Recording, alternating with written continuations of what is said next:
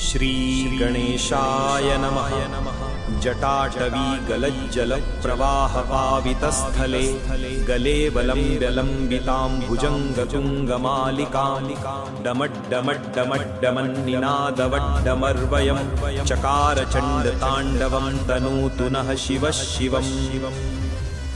जटाकटाः सम्भ्रमभ्रमन्निलिम्पनिर्झरी विलोलवीचिवल्लरी विराजमानमूर्धनि धगद्धगद्धगज्ज्वलल्ललाटपट्टपावके किशोरचन्द्रशेखरे रतिः प्रतिक्षणं मम।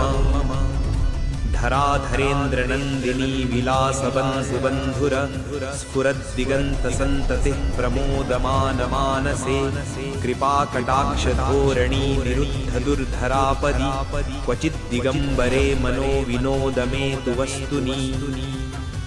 जटाभुजङ्गपिङ्गलस्फुरत्फणामणिप्रभा कदम्बकुङ्कुमद्रवप्रलिप्तदिग्वधूमुखे मदान्धसिन्धुस्फुरत्स्वगुत्तरीयमेदुरे मनो विनोदमद्भुतं बिभर्तु भूतभर्तरी।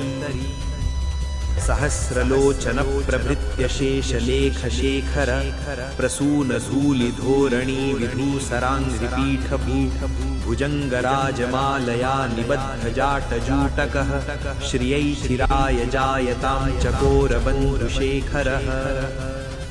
ललाटचत्वरज्ज्वलद्धनञ्जयस्फुलिङ्गभा निपीतपञ्चसायकं नमन्निलिम्पनायकं सुधामयूखलेखया विराजमानशेखरं महाकपालिसम्पदे शिरोजटालम्।